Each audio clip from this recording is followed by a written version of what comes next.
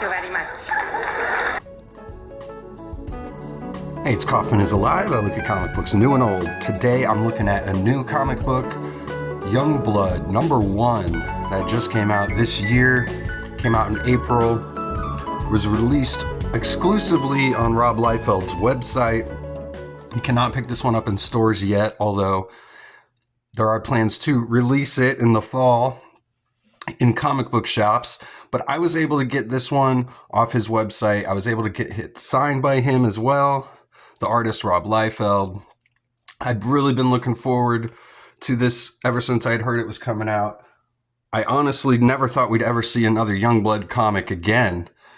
After Liefeld, he basically sold the rights to this guy who seemed kind of like insane to me. Never really put out any comic books. He seemed to be scamming artists and creators out of their work, not paying creators. This guy, I don't remember his name, but the company he was trying to start was called Terrific Comics. And he was able to pick up the license for Youngblood. And I followed him on, I think it was Facebook or something years ago, maybe 5 or 6 years ago after he got the license. And he was claiming all these things, working with all these people, claimed he had known Stan Lee and all this stuff. Maybe he did, but they never put out a Youngblood comic. And Liefeld was able to get the license back here for Youngblood and kind of reboot it, restart it. And he's the artist and writer. So we actually get the original creator back on his original creation, which is pretty cool to me. I've always been a huge fan of Youngblood. All those Image creators, I'm really kind of obsessed with them.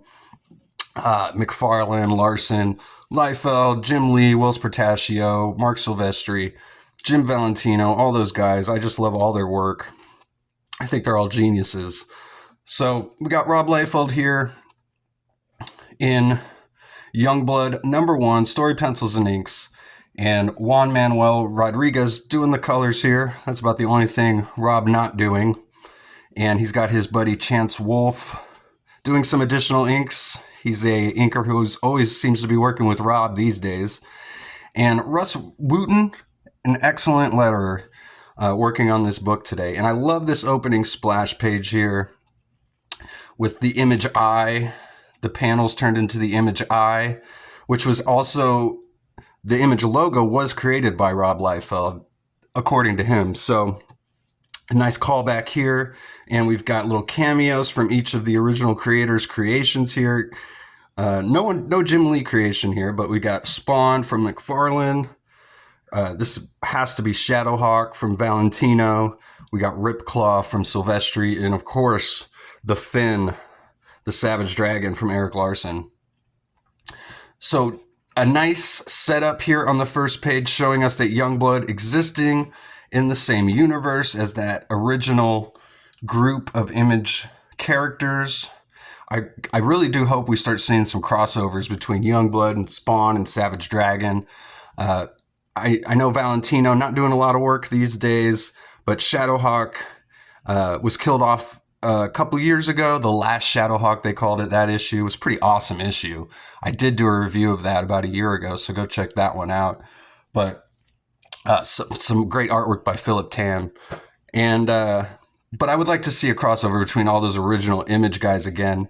They never finished the Image United crossover, years ago, a decade ago or more. But I would like to see that.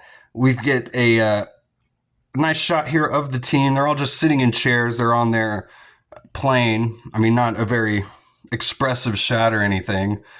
Just a very kind of generic shot of the team so we can see who everybody is. But that's kind of nice. We get a nice profile shot of everybody at least here. Badrock, Vogue, Chapel, Die Hard, and Shaft. It's cool to see Chapel back on this team as well. He's a character who I think Liefeld lost the rights to or something as well really early on.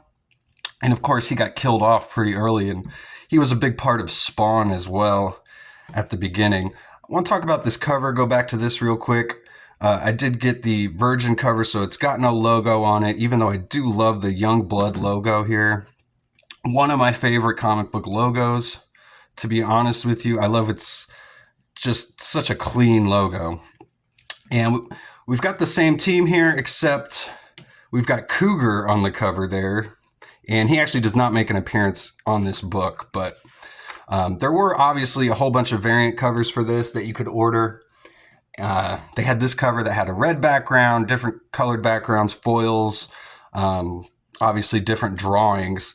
This was my favorite drawing for a cover that Liefeld did for this issue. There, like I said, there was a bunch of other drawings, but this was my favorite one. Just a nice shot. You kind of get the whole team here. A really nice drawing of Shaft on the cover there. So that was my favorite cover. I was able to pick up the one that I liked the most and got it signed too, which is so cool. So we've got this, the setup here basically is there's this bad guy named Xerxes. He's on this boat here, and Youngblood's going to go attack him and try and stop him. It says he's warned all governments from interfering with his mission. Retaliation will be swift and succinct. The ship called the Megalodon literally appeared out of thin air and wasted no time taking out 2 patrols attempting to investigate. You can kind of see them. I guess these are the boats. And it says it falls to us to strike hard, strike fast, and don't make a mess.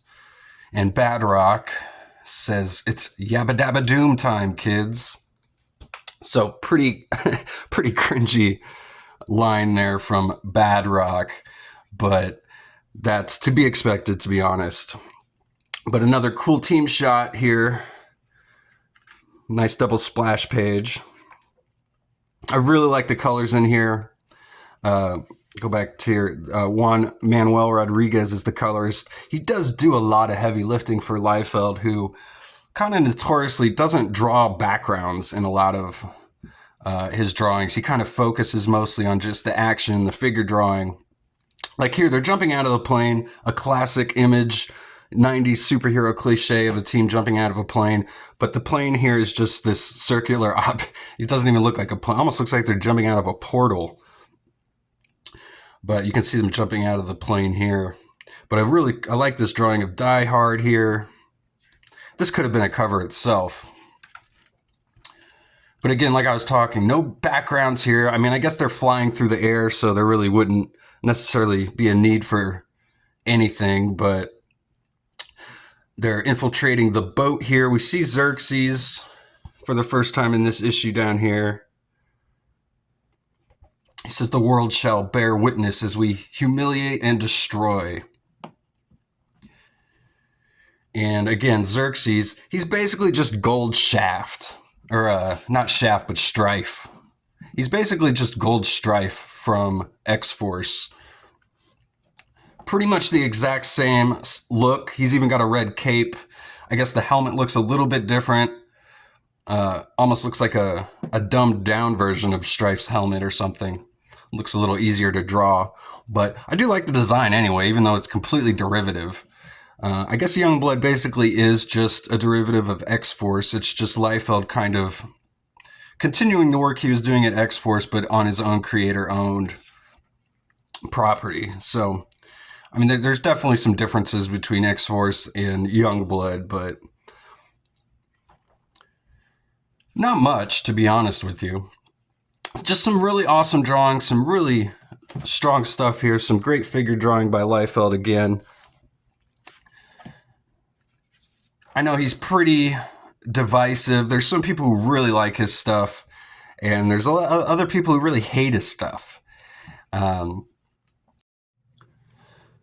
mean, I really like this stuff. These Die Hard drawings here are awesome. He uses his energy powers to create a sword and a shield. That's pretty cool. But just like all the line work here on his face and in the body, some really great job by the inkers as well. I love all these like lines on the shadows. I think Liefeld does a really great job of drawing details within the figures. His figures may be like ill-proportioned, or they, it might look kind of off sometimes in some way, but I just think he does a great job putting the details into his figures. But again, for all the details that he'll put into like the figures and the muscles, he doesn't take any time to do the backgrounds. So we get a battle between Badrock and Xerxes here. Pretty cool throwdown. This whole issue is just a big battle, so I really appreciate that. That's awesome. Each character kind of gets its own little moment here in the action, except for maybe Vogue, as she sticks around flying the plane. She's like the person in the chair. I like this part too. We see Shaft using his bow, and then he splits it, and it actually becomes like two swords here, which is cool. Then we see this guy show up named Vandal, and this is his first appearance in a Youngblood comic, although he has shown up, I believe, in Liefeld's Last Blood, which was a website exclusive series that he had put out in the past year or so. But I like this guy's design. He does kind of look like Deadpool, I guess, but he's not Deadpool at all. I mean, he's got the red and black color scheme and kind of a similar looking mask, but he's got like speed and claws, and he's got an interesting way of talking as well, as he's talks in a rhyme constantly here. And it's really annoying. It's almost kind of cringe, but it's funny how Shaft just tells him to shut up already as they're fighting, and he kicks him right in the mouth. This is cool too, as he pops the arrows out of his wrist there like Wolverine claws. I really like that as well.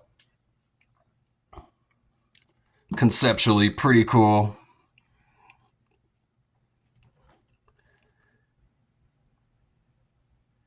He says, "Just when you think you've seen it all, what brand of Looney Tune are you?" And he's working for Xerxes, he explains. And they face off, but then somebody shoots Shaft here. He's like, what the hell's happening? And this version of Cable shows up here in Youngblood. I think his name's Cabot, if I'm not mistaken. Correct me if I'm wrong. They don't actually name him here in this book. But he's basically this universe's version of Cable. He looks just like Cable. I think his eye even glows at points, but he says he's working with Xerxes. Shaft's like, you can't be serious. How much money is he paying you? That's all you ever care about is money. And he's saying, there's no other way. Our days are numbered. I won't let you interfere. And Shaft's like, there's always another way. This isn't over by any stretch. And we see little panels of the rest of the team battling here. And Badrock getting completely trounced by Xerxes. This is kind of funny. He picks him up by the wrist and just, like a Looney Tune, just picks him up and throws him off the side of the boat here. So I was reading this, I almost thought this was the death of Badrock. I thought we were going to see him die here in this issue, which is, kind of a first issue trope. When you have a team, you got to kill somebody off in that first issue, right? Although I don't think he does die here. We don't get any confirmation. I assume he'll be back in issue 2. But we got Chapel. He's infiltrating the hull of the ship. And then he sees something that he just can't believe. And we don't see what it is in this issue. So a surprise for the next issue, which is cool.